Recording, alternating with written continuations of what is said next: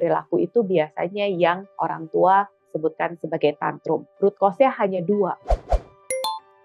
Nah, apa sih yang menyebabkan perilaku tantrum itu bisa terjadi pada usia batita? Ya, saya sendiri suka langsung mengklasifikasikan menjadi dua hal penyebabnya. Ya, yang pertama adalah kebutuhan fisik dan juga yang kedua adalah kebutuhan psikisnya atau misalnya kebutuhan batinnya. Sama seperti orang dewasa, kita sendiri seperti misalnya kita sedang merasakan tidak enak secara fisik ataupun tidak enak secara psikis ya, secara mental.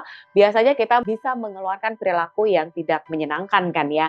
Misalnya nih, kita lagi merasa lapar, akhirnya kita kok jadi lebih mudah marah, atau misalnya kita jadi lebih rungsing gitu ya. Nah ini sama ya, Mami and Daddy, yang dirasakan sama batita juga ya. Simpel banget, hanya dua. Yang pertama adalah kebutuhan fisiknya tidak terpenuhi, yang kedua adalah kebutuhan batinnya atau kebutuhan psikisnya tidak terpenuhi. Kebutuhan fisik tuh seperti apa saja sih yang terkait dengan apa yang terjadi di fisiknya anak-anak pastinya ya. Misalnya kelaparan, atau misalnya sedang merasa haus, atau misalnya badannya nggak enak. Nah biasanya yang terjadi pada batita tuh di pencernaan lah ya.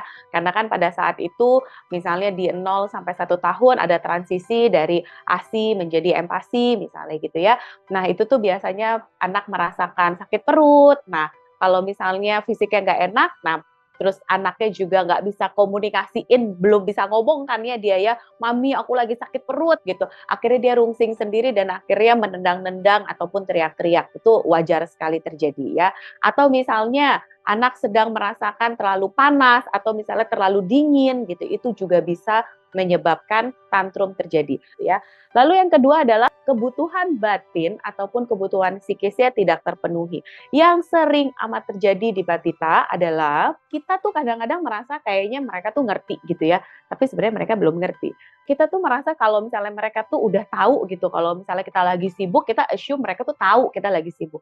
Padahal mereka nggak tahu ya. Yang mereka tahu hanyalah ada mami di depan saya, ada papi di depan saya, dan ada orang-orang di sekitar yang seharusnya bermain bersama mereka, yang seharusnya memberikan kebutuhan psikisnya dengan cukup terpenuhi gitu ya. Nah, itu yang biasanya juga menyebabkan batita itu bisa tantrum ya, miskomunikasi gitu istilahnya ya.